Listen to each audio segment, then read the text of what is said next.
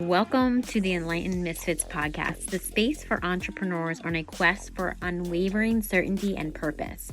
I'm your host, Lauren, and each episode is a compass guiding you through authentic conversations, unraveling the mysteries of your human design chart, and offering tools from the remarkable guest. Join me as we embark on a journey to manifest greatness and create a life aligned with our deepest purpose. This is the space where misfits find their enlightenment. Welcome to the Enlightened Misfits podcast. Welcome back to the Enlightened Misfits podcast. You have your host, Lauren, and in today's episode, I have an amazing guest here with me. Her name is Stephanie. She is the Boundaries Babe. Now, Stephanie, kind of tell us a little bit about where you started. How did you come up with everything that you're doing now? Kind of just tell us a little bit about your story. Yeah, so thank you for having me. So, it's as everybody's story, right? It's the long, twisty road. So the short version, kind of condensed, is I grew up as a Jehovah's Witness. So I grew up in a very, if you're not familiar with that religion, very fundamental Christian religion with some kind of cult-like mentalities. And so at 20, I got married at 18, had my first child at 19. And by the time I was 22, was divorced with 2 kids and had left the religion. And in leaving the religion, it was really, I cut myself off from family, friends, community, and I didn't know anything outside of that. So I had to kind of find my way also while having my daughter was 6 weeks old, like very, very small children. So 6 weeks and 2.5. And then I came out at 27 and basically had between 22 and 27, and then some of the stuff in my immediate family, and then went through the whole process again because that is not accepted in that religion. And so, and at the time I was with a partner who was very upset about it and I was on the PTA, added me to the PTA, added me to everybody. I was asked to step down from the PTA at the time. So really, again, lost community, lost friends, and just had to kind of find my way again. And at that point, I had 3 kids. So I was a very young mother with 3 kids. And at that time, I was in aviation sales, and I just didn't know what else to do, right? So I continued in that until it kind of unraveled, which happened through me coming out as well. So it was just an interesting, time in my life because I was so young and still trying to figure out who I was, also trying to raise kids, and going through these changes where people just couldn't accept what wasn't considered the norm. So fast forward to, I end up, a single mom raising my kids, end up with a partner. He has 2 kids. So kind of go back and forth, trying to still figure out who I am. So I'm raising 5 kids now from 4 different parenting plans. Things are like crazy town, right? I'm a brand new manager at Starbucks. And I was like, I have to really figure out some systems because, otherwise we're not going to have groceries and kids aren't going to get where they need to go. So really figured out at that point, how to really systemize our home life and set things up. So, things as basic as each kid had their own color of literally everything: towel, plate, cup, sheets, the whole 9 yards. So I knew whose was what and who didn't do what chore and all. I got real crazy town about it. And then, in 2019, I was in the restaurant management industry and my kids were all out of the house at that point, and really disliked where I was at in my career, really disliked the whole concept of working until you retire and then living your life after you retire. And my youngest had attempted suicide twice in that year. My dad had been in and out of the hospital. And I basically just had a meltdown. And I was like, this isn't how I want to live my life. And so quit my job. My dad was super stable, had gotten out of the hospital. His health was fine. My son was stable. His health was fine. At that point, I was in a fairly new relationship with my current girlfriend. And I was like, I just want to go travel. I just want to figure this out and go travel and live my life. And she's like, yeah, let's do it. Packed everything up, put it in 6 boxes, got rid of everything else, took off to travel, and then COVID. So came back to Seattle for that time period and decided, what do I want to do? What do I really want to do? Because the way we were traveling was really hard at the time. We didn't know anything about it.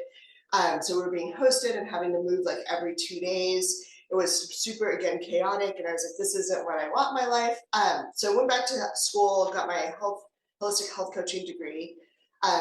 Love holistic health coaching, love coaching, dislike one-on-one coaching a lot. And so I really kind of, for the last probably 2 years, really tried to figure out what do I want to do, how do I want to do it. Got together with a business partner, amicably broke up with that business partner in February of this year. We're still friends, and so I was like, what I love and what fires me up, and what I really like. My girlfriend and I were out, and we'd had like 4 glasses of wine, and I was like, giving women a voice is really what's important to me. And what has made me who I am is having really strong boundaries. I come from a family that's very traditional, very Texan, very proud. And they just really are all about the oldest daughter, which I happen to be, martyrs herself and takes care of the family and doesn't have a life, right? And that's what my aunt is doing currently for my dad. And I just was like, that's not, no, no, I don't want to do that. I don't have to do that. And in the restaurant industry, which has all of the isms, right? Sexism, ageism, race, all of it, I was always that voice that stepped and said, this is not okay. And you don't need to be sexually harassed. You don't need to have a fear of retaliation or fear of losing your job. And I was like, that's where I really I'm passionate about it. So therefore the Boundaries Babe was born. And I do small group coaching, I do a membership. And that's kind of how I came to be where I am currently. And I love it. And I think it's something that lights me up. And I think it's something that, women need to stop apologizing and stop playing small and stop not taking up space in the room. Yeah. Well, thank you for sharing your story. I love your, I was going to say, I love your story. And I love the way that the two things that had stood out to me is when you said busy moms and like that chaos. So obviously you've lived through that chaos, and it seems like, from what I can hear and see, that you are really good at helping. Maybe this is not something that you do, but helping people, or helping moms, like clear out that chaos to kind of find their passion in their life. And it's literally what it seems like you just explained in a Yeah. very short time. So, and I know the listeners here, there's the huge network. I have a huge network of busy moms because I'm a busy mom, a single mom. So, and I feel like half of my life sometimes is chaos, even though I am an entrepreneur and I do have this amazing business that I love. I also resonate when you say about giving women that voice. It's basically the mission behind here on this podcast that I decided, this is what I want for myself. I want this, obviously listening to the universe of what I needed to do, like a podcast. It's kind of like funny how it's like the podcast. Okay, the podcast. What am I supposed to do on podcast? Like, what do you want? What am I supposed to do? Like, what is the mission here? And it's like, okay, so season 1 was about thinking that I thought I was doing how I was going the right way, and it's like, no, that's not what you're supposed to do. And it's like that's how kind of like season 2 is born, because it's like this is how it's like pivoting, right? It's like those patterns of like, well, I got to figure this out. And then it's like, no, you don't have to figure anything out. So I love that you had, said that, because I feel like a lot of people, especially right now, it's just the world is very chaotic, and it's like, there's so much going on. And it's like, especially moms being, even, you have to be, if you're a single mom, you have to do both parts, right? You have to be there for your kids, you got to be there for yourself, you got to be the other parent. It's like, it can be messy. And with that being said, so kind of with your group coaching, what does it look like? Can you kind of paint a picture for the listeners on, like, if this resonates with somebody, what would be kind of like, is there a process that you do? Or you said system, which I love, and for me, I'm all about systems. I like things to be automated, especially in my personal life, along with my daughter, because my daughter will be 4. So as you know, toddlers, she'll be 4 in a week, I think, week and a half. Yeah. 2 days before Christmas. So, it's hard. Like I have to say, it's been getting harder. And it's like, those daily routines, she's very routine. And it's like understanding that she needs to have a routine. And I also need a routine, but her routine could be different. So what kind of like easy system that you talk about that you like help your clients with? Yeah, so I do work with busy moms. That's what I attract because I understand it, right? And Yeah. I also work with women, just who want to really work on their voice.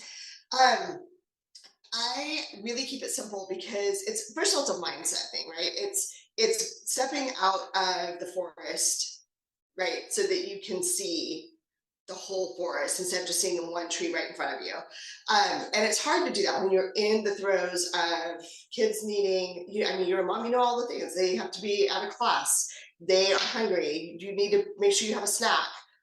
You know, do they brush their teeth? Do you make the dentist appointment?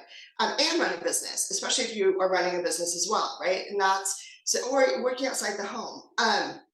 So I keep it really simple. So it's really mindset work. And in the mindset, the course itself, the membership, it's once a month coaching. If you choose to come into that, there's replays available, obviously.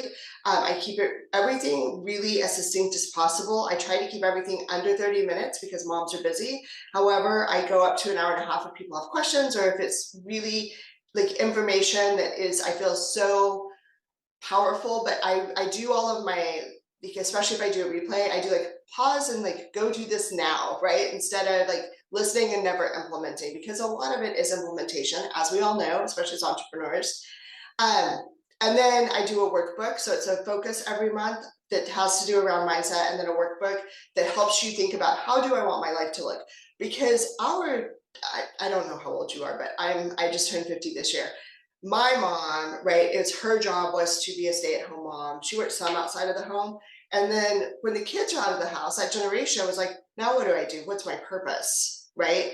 And I think we've changed, our generation's changed that some. And this younger generation for sure is viewing relationships in the world very differently. But how do you remember that you are a woman, you're a partner, you have passions, you have hobbies, and so really remembering who you are at your core and how do you want your life to look. And each family is unique, each family is individual, each person is unique, so one system doesn't work for every single person.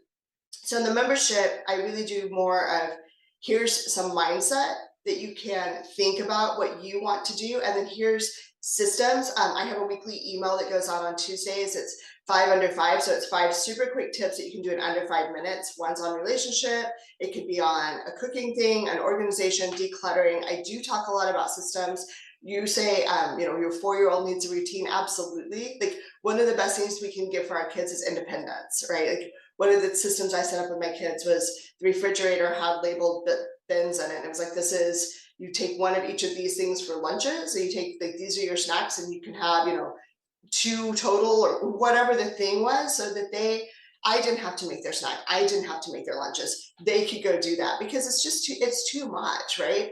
Yeah. Um, so those are the kinds of things that I help with, the strategic, like actual tangible, here's ways that you can simplify your life and your routines. And then a big piece of it is really just mindset work and thinking differently about how you approach your day, your business, your family, yourself, your own self-care, not putting yourself last. Awesome. Yeah.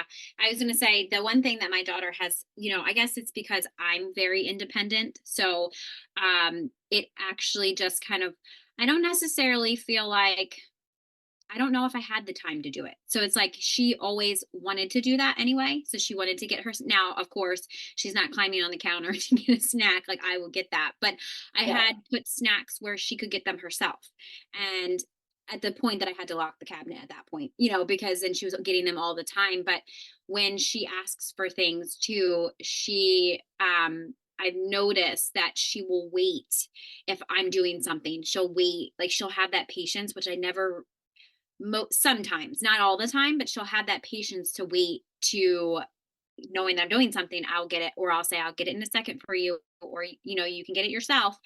And if she could get it herself, she would. So I love that. And that, yes, I definitely can resonate that wants independence, or if I show her how to do it or she doesn't know how to do it, I show her in a way that, like, putting her clothes on, she did this, she wanted to do this very early on, so it's like tag in the back. That's what I said for undies, tag in the back.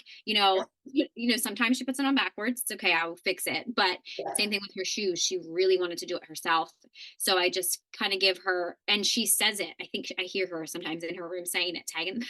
And it's very cute, but it's the things that I know that helped me when I was a kid, or I learned from, the amazing things I learned from, my parents. I didn't learn everything amazing from them. So I had to also reparent myself, and I still am, now currently. So yeah, I love systems, and I think systems make things just so much easier. Like, I feel like it doesn't matter if you like systems or not. I feel like if you have a system, that whatever system works for your family, it does reduce a lot of stress. I feel like it, 100%. or can. Yeah. Exactly. Well, and it's interesting because I hear a lot of resistance from people who, especially like aren't type A personalities, right? I don't like routines. I don't like systems. Here's the big news: you have a system and you have a routine. Right. Is it working for you? Right? If you're still in that like chaotic state, it's not working for you, but you have one. There's a certain the top five things that you do all of the time in the same scenario. It just is that an effective system or is it an ineffective system? And oftentimes we just have ineffective systems. And a lot of times we get in our own way, right? Moms and women we get in the way. We do the laundry because it has to be done a certain way. Who cares? Like, Right. right? Like, okay, don't touch my clothes, right? Like, Right. I'll wash my clothes, but who cares if the towels aren't folded exactly right? And that was a lesson I had to learn. Like, I'm super, type A perfectionist, and I was like, the towels have to be folded this way and on the shelf this way. And I just got to a point where I was like, I just don't. I mean, I actually ended up in the hospital with burnout because, which I didn't know what it was. I had never had a migraine. It was this horrific experience, all because I refused to give up any of that control. That just doesn't matter. Like, those aren't important things that matter at the end of the day. Nobody cares. Nobody went to your house and said, "Ooh, she doesn't fold her towels right." Right. Yeah. Speaking about, I was going to say, I would love for you to speak about burnout. I feel like a lot of I've also went through similar symptoms about burnout too a couple of years ago. And when you speak about control, I didn't realize that um, some of the listeners might get triggered by this, but I feel like a lot of people that are type A or have that control, and it's because of maybe from childhood, obviously it's coming from childhood, of having these high expectations, like your parents having high expectations. And I realized that, that's not their fault. They just did the best that they could.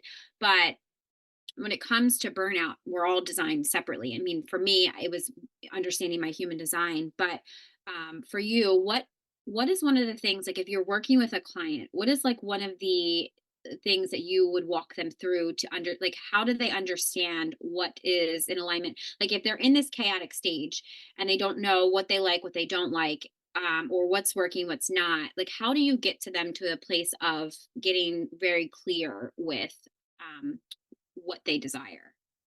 Yeah. So the first thing we do is we talk about core values. And I think core values are just who you are at the core of your being Right. and probably something you were born with and things that are intrinsically important to you. Right. And so I find that there's a common thread. Women who have really strong family and community core values, as a general rule, take on far more than women who that's not their core value, right? Right. Nothing wrong with that. There's zero judgment. Um, but they need a different type of system and different coaching because they're givers. They're always going to all even when they are running on less than empty, they're going to give. They're going to stay up till 2 a.m. baking the cookies for the church bake sale. They're going to run carpool. They're going to do all of the things to the detriment of their own business and health and sometimes the detriment of their family, right? So we get to the bottom of like what your true core values are, and then filtering everything through your core values. Because the thing is that you cannot say yes to everything. If you say yes to something, you're saying no to something else. And so realizing, and that's where the mindset piece comes in, right? So realizing if I say yes, let's say as an example, I use the example of family dinner time. Let's say family dinner time is super important to you. You want to raise your kids sitting down at the table having family dinner. Dinner's at 6 o'clock every single night. And at 4 o'clock in the afternoon, you get a call from the head of the PTA, and the phone tree person has the flu and can't do the phone tree. Could you please do it? It has to be done by 7 o'clock tonight. If you say yes to that, you're now saying no to family dinner because you're on the phone during family dinner, right? So now you've gone against who you are and your core value, which feels out of alignment, even though we may not know what that is or may not know how it feels yet. You're out of alignment and you're piling on guilt and shame because now you've said no to something that's super important to you. You feel guilty about it. You made a promise that you broke into yourself and to your family. You know how kids are about promises. Can't break a promise to a kid. Yeah. so Yeah. so like it starts this snowball effect. And then you stay in that guilt and shame sometimes for an hour, sometimes for days. And the more yeses you say to things that are against your core values, the more the guilt and shame piles on, and the more you get into that state of deprivation and lack. And then that's where we hit burnout. We stop taking care of ourselves because we feel already bad about already giving that up. So we're not going to go work out because we're going to make this up. We're going to make up the family dinner by taking them to donuts in the morning. So now we've skipped our morning workout and we've fed our body sugar. Like it just starts a cycle, and it's hard to break because just like the forest, it's hard to see when you're in it. And you're just trying to climb out of this hole that you dug, but the more you climb, the deeper the hole gets. And so really just sitting and learning, like, how do I feel in this? Not saying yes right away, taking space, saying, you know what, let me check my calendar. Because sometimes our gut reaction, especially as a giver, is yes, always. You always want to be helpful. And as women, we're taught that in society, be helpful, be polite. Sometimes just giving that space of like, let me check my calendar gives you the space to be like, you know what, I can't, or I don't want to. And that is an okay answer. You can say it kindly. You can offer another solution, right? But you don't have to take it all on, and it will get done. That's the other, I think that's the biggest learning lesson I had to learn is if I don't take it on, it will still get done. It may not get done the way I want, and that's in anything, right? The cookies will get baked to the bake sale. The carpool will happen. It will all Yeah. get done.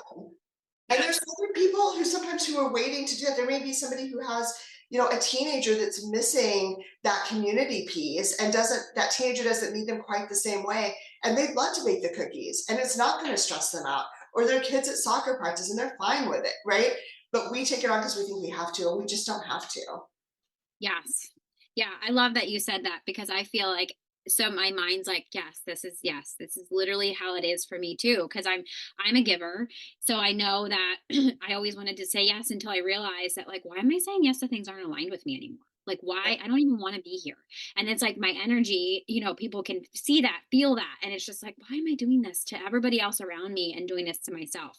So yeah, and I would always have shame and guilt. And I always say this to people, and I'm sure a lot of people listening can understand this too, or they can have this guilt. It comes around the holidays too. It helps. Yes. Like it is like, and when you say boundaries, I'm like, gosh, it lately has been even for my own personal life. I feel like, you know, when I say no, I can feel the other person like, wow, like it's validating for the other person. This is like family members or just like not necessarily like in my business. But when I'm saying different things to family members, it's like that's that resistance that they're just like, normally Lauren does this, or normally I used to do this, or whatever it is. And it's just like now she's saying no, and it's just like, but why? And it's Yeah. like sometimes I feel like I need to explain myself, and sometimes I'm like, because I just don't feel like it. And it's like that feeling that does not feel good. I know, and most people, I know from when I started my healing journey, boundary, I didn't even know what a boundary was. It was never talked about. I'm like, what's a boundary? Like I had to educate, like I had to learn what a boundary is, and then how to place, healthy boundaries, not those boundaries that you're just placing all around you to like keep yourself enclosed, right? Yes. So when you speak about boundaries, when somebody, so like if somebody somebody were to ask this question, what advice could you give to them that somebody that is this, let me give you like a little like scenario. So like my client, she had a really huge like her family dynamic is that empath narcissistic pattern.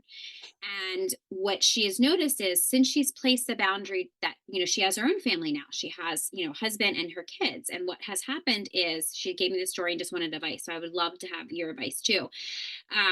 Is she said that the mother is of the, like, of, her husband has stopped coming to family functions and treats her like, crap. So she basically, they have their own tradition, and she basically had started to, now she's not coming, they have to do a separate thing. And she was like, I don't know what to do. Like, what do I say to my husband? What do I help him say? Because he, being in that dynamic, right, is just going to do what his mom says. But it's now creating it's now creating like that, the energy dynamic between her and her husband. She was like, I need advice. And like, what kind of boundary can I place, with him and the mom to protect myself? And, I gave her my advice, but I would love to hear, like, what advice would you give, to somebody in that situation?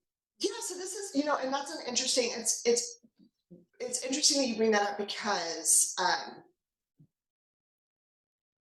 there's your own personal, like, right, your own person, and then when you bring in other family, you bring in a partner, and you bring in children. Now you've got a family dynamic, and it's not just you anymore, right?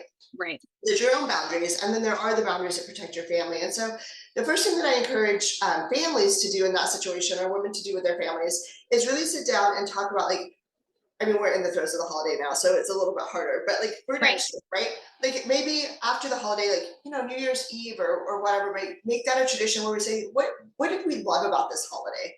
What are the things we want to keep for next year? Because you're in the raw new feelings of it, right?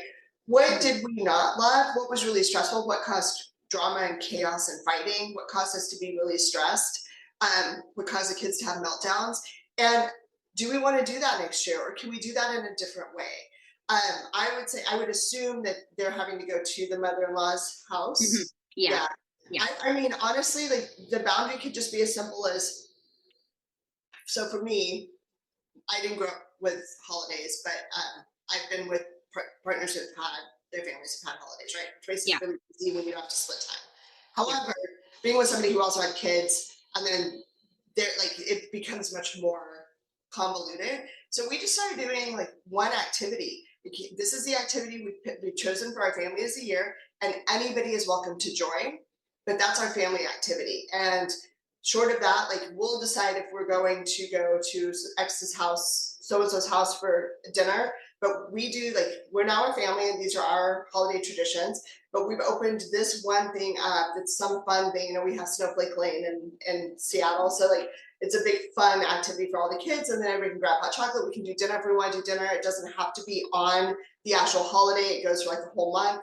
Yeah. Um, Everybody's welcome to come, and it's a fun, memorable experience. And part of how I would encourage your client and any woman, honestly, is we have found that when we overstress the kids, they're on the kids, right? We overstress the kids, then they have a really hard time and they're not having fun. And I don't want them to have those memories when they grow up. I want them to have Right. really fun memories of doing things with their grandparents and their aunts and uncles. And this is something that we've chosen to do because it's a fun activity. And then it's on them. And they may not come the first year or two. If you hold true to Yeah. it, they'll show up. Yes. Yeah. Yeah. And that's pretty much what my answer was too, with, because I deal with, me and my daughter's father are not together. So we have, shared holidays. So Yeah. some, like, it's flipping back and forth. And the holidays that I do have her, we at least for Christmas, we get to split it, and her birthday just being 2 days before Christmas kind of makes it hard sometimes. So I just made sure that I completely separated. I had a party for here, like, for her here.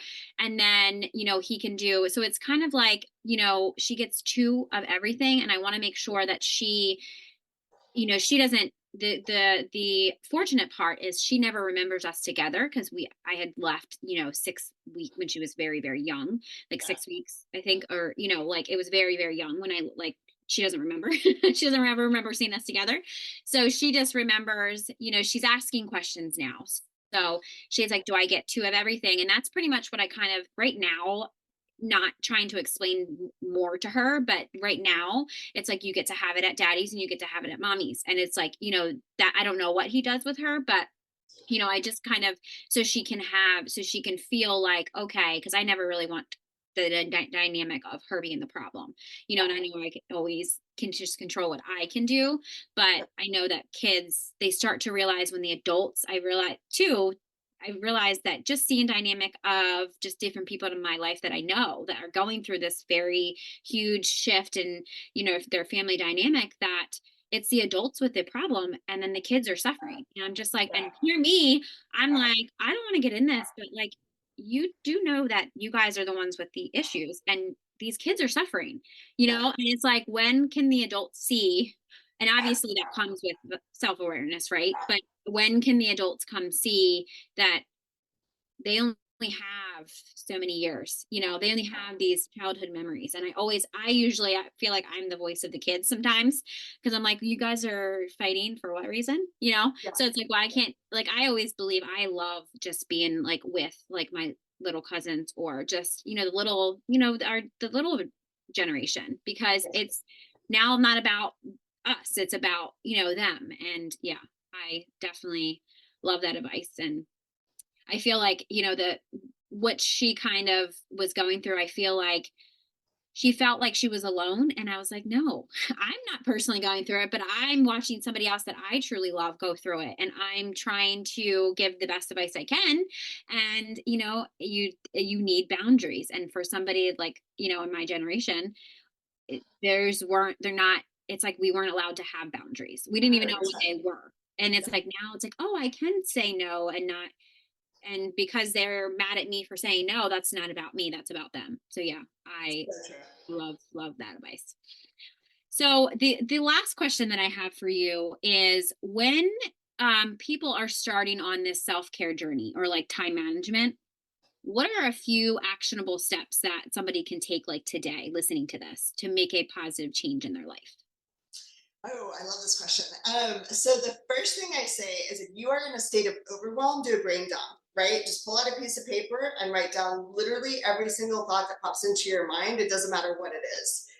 And then I love color, like I love markers and pens and all that stuff. So grab a couple of highlighters, right? I 3 minimum, or write in different colored pens, or you can use post-it notes, 3 different colors. What do you like? What's, if you don't do it, it's an actual fire, right? So like, what's super important? Highlight that in whatever color, red, green, whatever color you want that super stands out.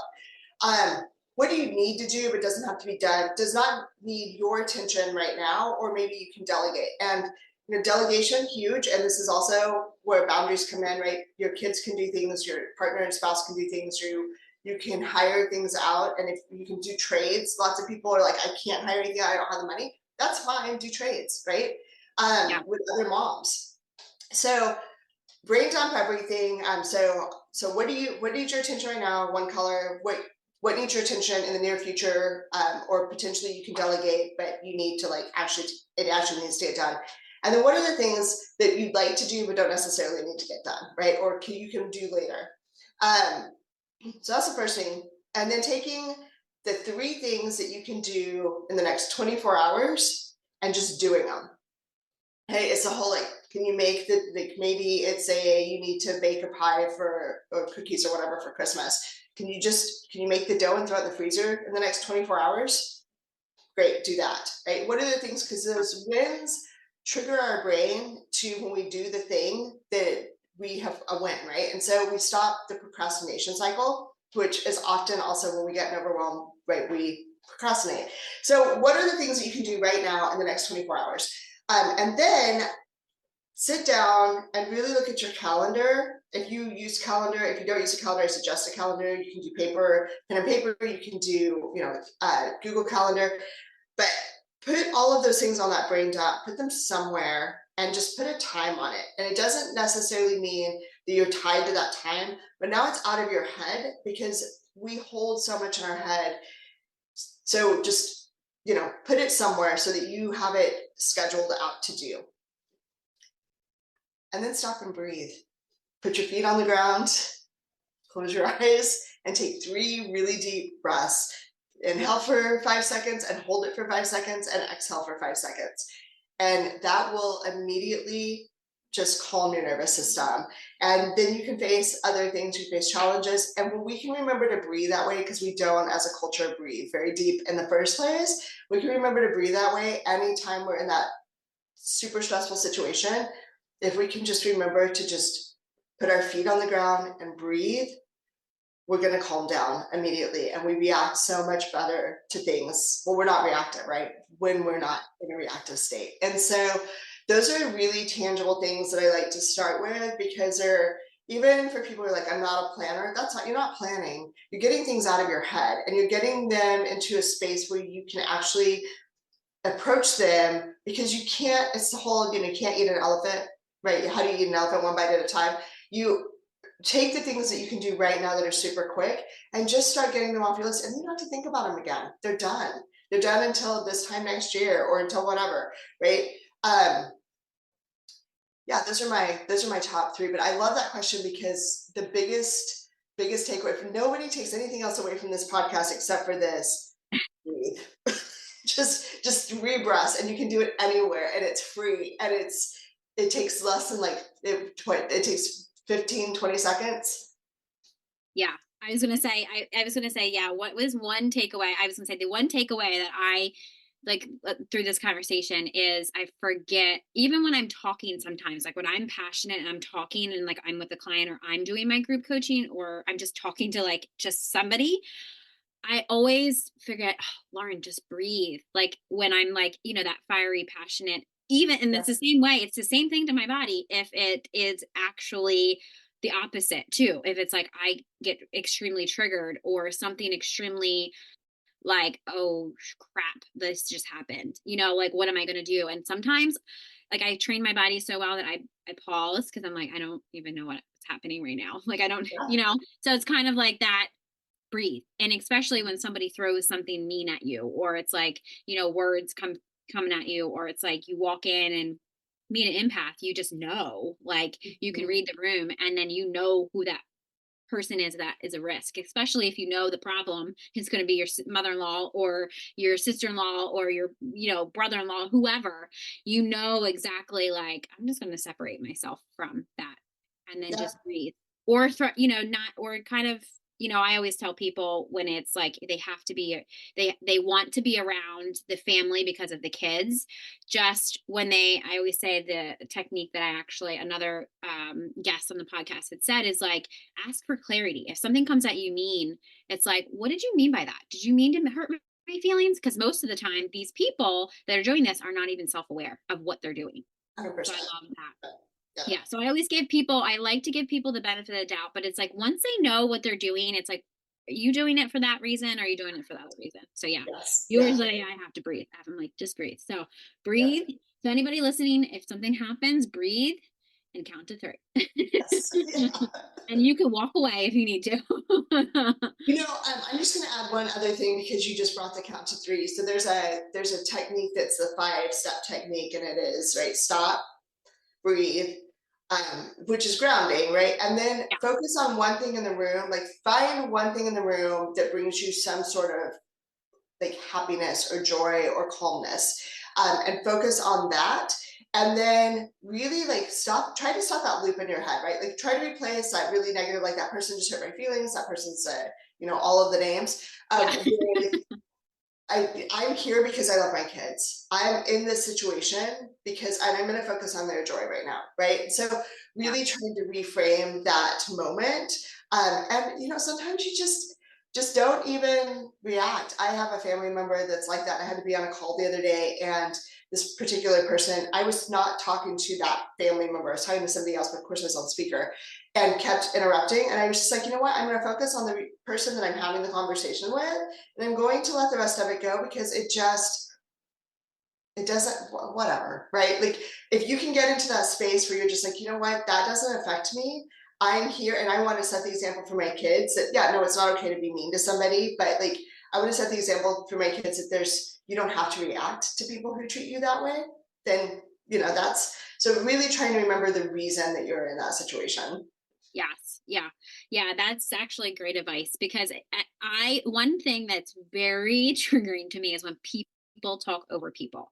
Cause I'm just like, are you even listening to that person that they're just your mind, or can you find a way to calm your mind? Or it's like, what, I'm just like, it's running through my mind. I'm like, gosh, why does she keep talking over her? Or like, that is one thing I'm just like, stop it.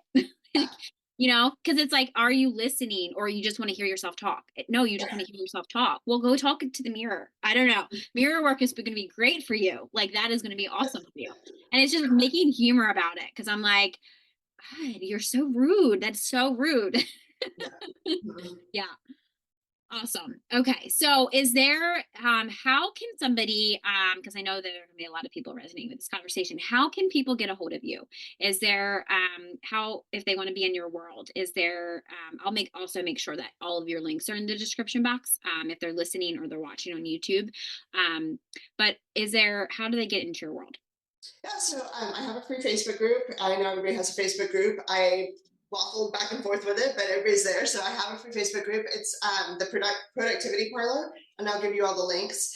Yeah. You can find me at the Boundaries Babe at Steph underscore the Boundaries Babe on Instagram. I'm also there.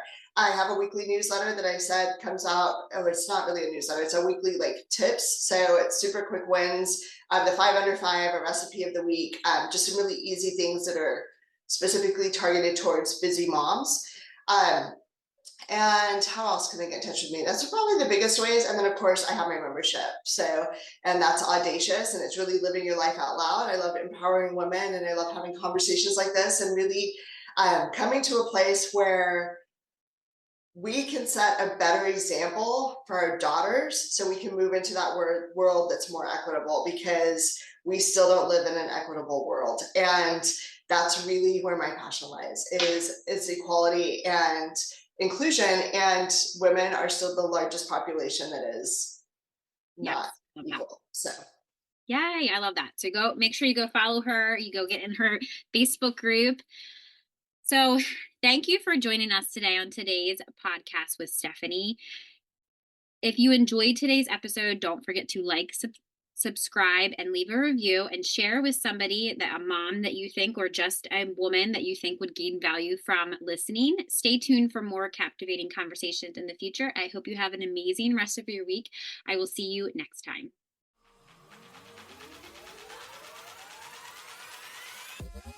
Thank you for joining us on another enlightening episode on the Enlightened Misfits podcast. If you resonate with this conversation and found it insightful, don't forget to subscribe, rate, and leave us a review. Your feedback fuels our mission. Remember, your journey to unwavering certainty and purpose is ongoing. Stay connected with us on social media, and let's continue this conversation. Let's manifest greatness in our lives. Until next time, this is Lauren from the Enlightened Misfits podcast. Stay enlightened, stay inspired, and keep manifesting your extraordinary path.